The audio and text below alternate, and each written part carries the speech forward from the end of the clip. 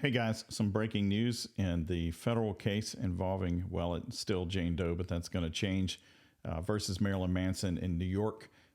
This comes via the Manson cases, and if you're not subscribed to her on your YouTube or her podcast, you're probably missing out. Not only is she the fastest to get all these documents, but she does superb information gathering, sharing, and analysis of what's going on in the cases.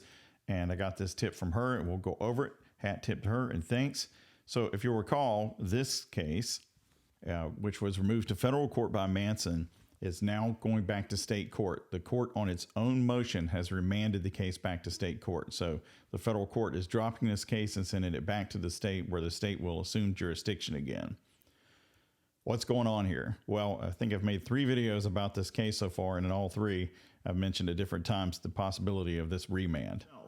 And there are plenty of cases in New York federal court, the same one where Manson is going, that have been sent back to state court just because of this reason.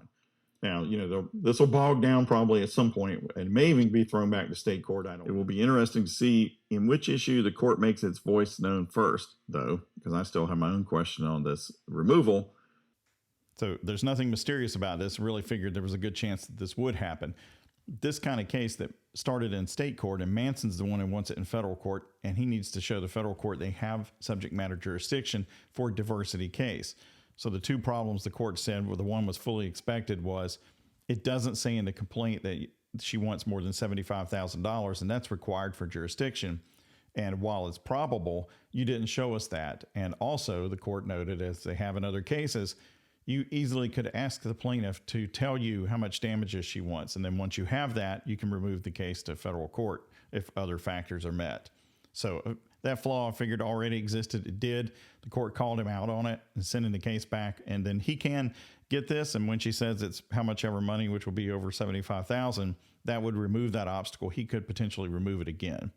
The court also notes another defect in that while Manson says, I think he said the other defendants consented or didn't object to the removal or whatever. Well, the court says, they need to do that themselves. It's not sufficient for you to tell us about it, merely advise us about that. We've got to have some affirmative representation, or you've got to establish facts for an exception.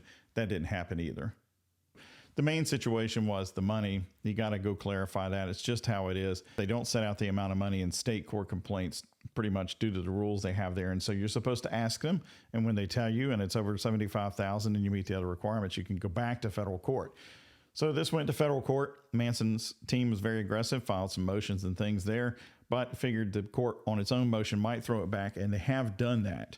So it will go back to state court and sit there for a little bit at least, and potentially come back up to federal court. It just depends on what happens in state court. Thanks, bye.